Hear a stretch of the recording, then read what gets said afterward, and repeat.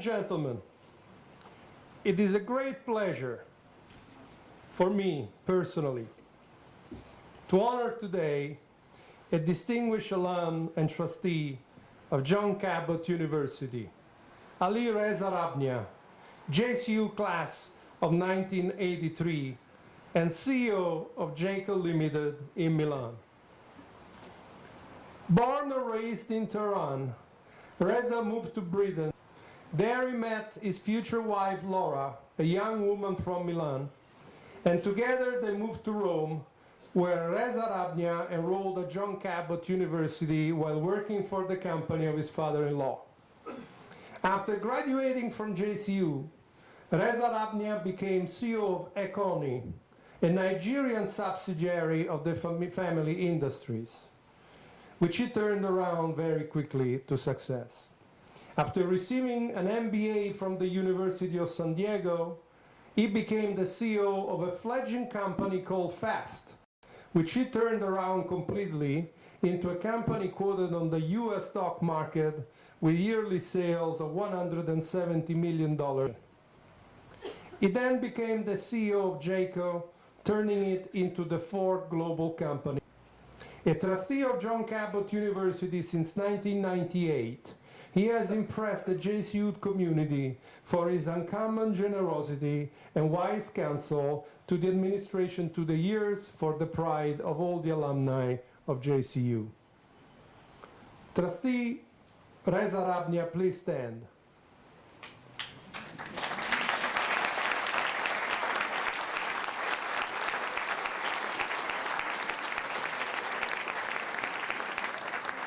Ali Reza Arabnia, inspiring business leader, untiring benefactor, dedicated alum and trustee of John Cabot University.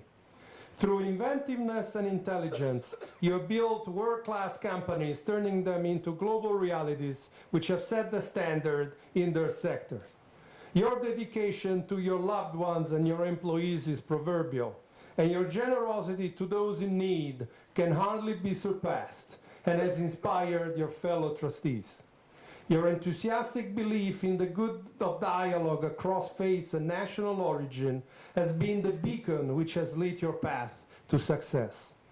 In recognition of your outstanding achievements, by the authority vested in me, I admit you to the degree of Doctor of Business Administration and grant to you all the rights and privileges that pertain therein. Congratulations.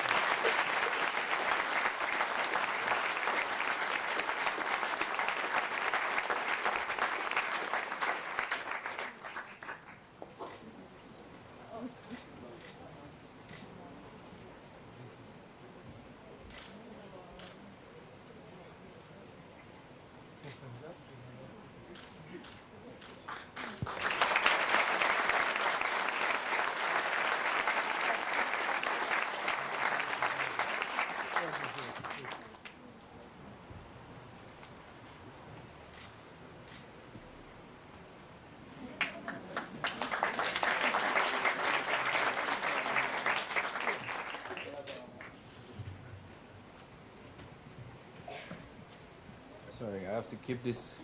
Do you hear me? All the cell phones off, please. That's my first thing I say to every meeting I go.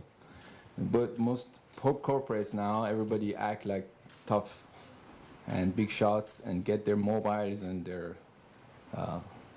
Blackberries and act like they're working all the time. But they're asking their wives if the pasta is ready or not. Now, my name is Reza Arabnia, Ali Reza Arabnia, because some of my old alumni of John Cabot, some of our students, 27 years after, they're here to see me cry and sweat and make fun of me. Now, I don't know what to tell you guys. I was supposed to prepare a speech. I'm not the type of person to prepare a speech. I have to feel the environment and just talk out of heart. I was born in a very wealthy, old, traditionalist Persian family, and everything was going great for me. I had everything, everything imaginable. I didn't know I had them, but I had them. I was a student those days in England.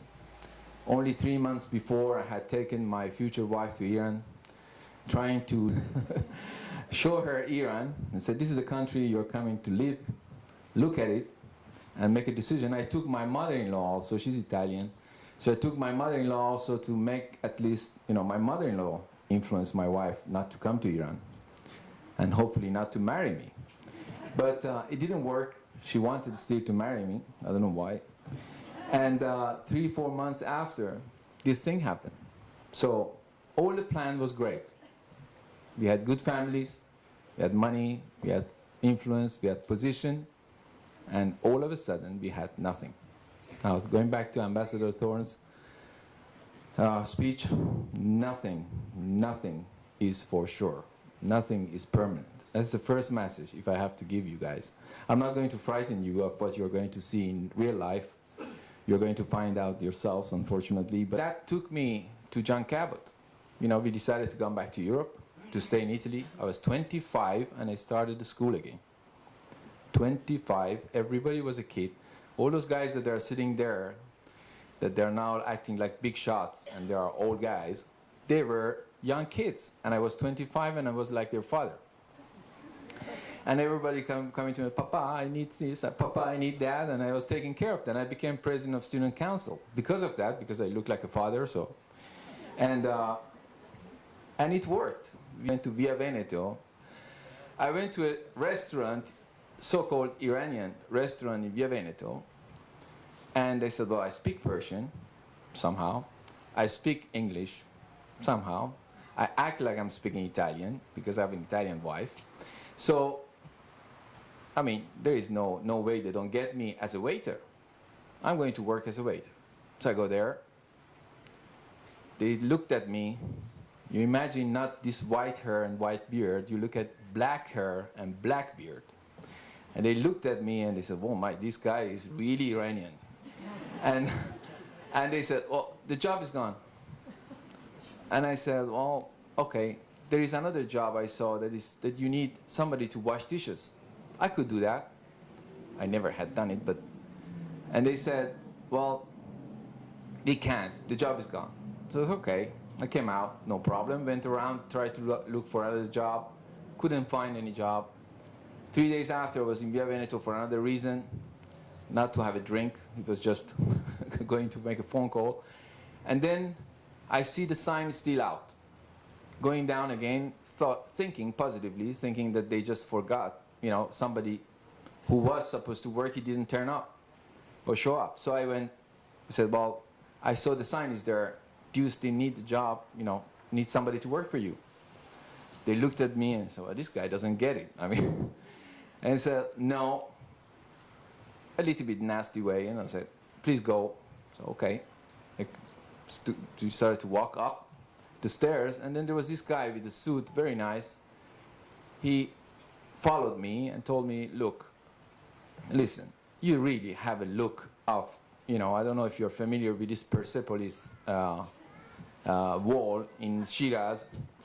There are 2,500 years ago made this palace, and the faces on the walls is like my face. So they said, you look really too Persian. So it's not nice. And I said, well, I'm sorry, but I can't do washing dishes in back, and nobody sees me. And said, no, some of our friends, some of our customers like to come and congratulate the chef. And then if they see you, it's not very nice. So, okay. It's a true story. Nobody believes that, but it's true. I came out, I was really upset. Not mad, upset, sad. I didn't know what to do. I just was married, really problem. I didn't want to ask money from anybody else.